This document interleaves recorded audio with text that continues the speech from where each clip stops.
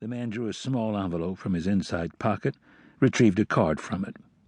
The card's face displayed a family photograph: a man, a woman, 2 children, and a dog. The humans were all smiling and looked as though they'd been smiling for days, waiting for someone to figure out how to work the camera. The dog, a golden retriever, wasn't smiling, but he looked happy enough. "Season's greetings," it said below the photo. Keller opened the card. He read, "From the Hirschhorns. Walt, Betsy, Jason, Tamara, and Powhatan." "I guess Powhatan's the dog," he said. "Powhatan? Was that an Indian name?" "Pocahontas's father." "Unusual name for a dog." "It's a fairly unusual name for a human being," Keller said. "As far as I know, it's only been used once." Was this the only picture they could come up with? "What's the matter with it? Nice clear shot? And I'm here to tell you it looks just like the man." "Nice that you could get them to pose for you." "It's from a Christmas card. Must have been taken during the summer, though. How they're dressed. In the background. You know where I bet this was taken? He's got a summer place out by McNeely Lake." "Wherever that was." "So it would have been taken in the summer, which would make it, 15 months old? He still looks the same. So what's the problem?" "It shows a whole family." "Right," the man said. "Oh, I see where you're going. No, it's just him, Walter Hirschhorn, just the man himself." That was Keller's understanding, but it was good to have it confirmed. Still, he'd have been happier with a solo headshot of Hirschhorn. Eyes narrowed and mouth set in a line. Not surrounded by his nearest and dearest. All of them with fixed smiles. He didn't much like the way this felt. Hadn't liked it since he walked off the plane.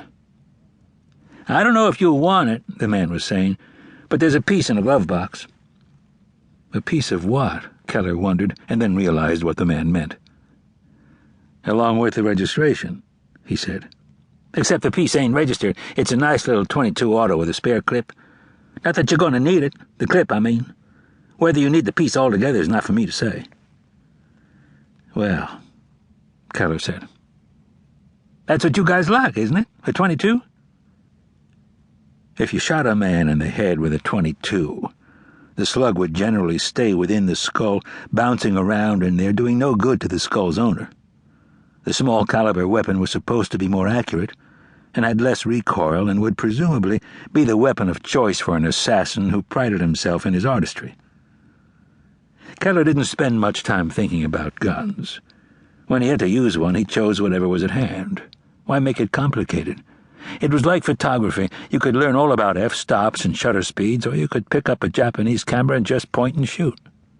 "Just use it and lose it," the man was saying. "Or if you don't use it, just leave it in the glove box. Otherwise it goes in a dumpster or down the storm drain. But why am I telling you this? You're the man."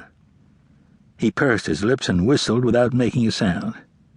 "I have to say, I envy a man like you." "Oh? You ride into town, do what you do, and ride on out. Well, fly on out, but you get the picture. In and out with no hassles, no complications, no dealing with the same assholes day in and day out." You dealt with different ones every time, Keller thought. Was that supposed to be better? But I couldn't do it. Could I pull a trigger? Maybe I could. Maybe I already done that, one time or another, but your way is different, isn't it? Was it? The man didn't wait for an answer. "By the baggage claim," he said. "You didn't see me right away. You were headed for one of the other guys." "I couldn't make out the sign he was holding," Keller said. "The letters were all jammed together. And I had the sense that he was waiting for somebody. They're all of them waiting for somebody. Point is, I was watching you before you took notice of me. And I pictured myself living the life you lead. I mean, what do I know about your life? But based on my own ideas of it. And I realized something." "Oh?" "It's just not for me," the man said. "I couldn't do it." It cost Keller $8 to get his car out of the long-term lot, which struck him as reasonable enough. He got on the interstate going south, got off at Eastern Parkway, and found a place to have coffee and a sandwich.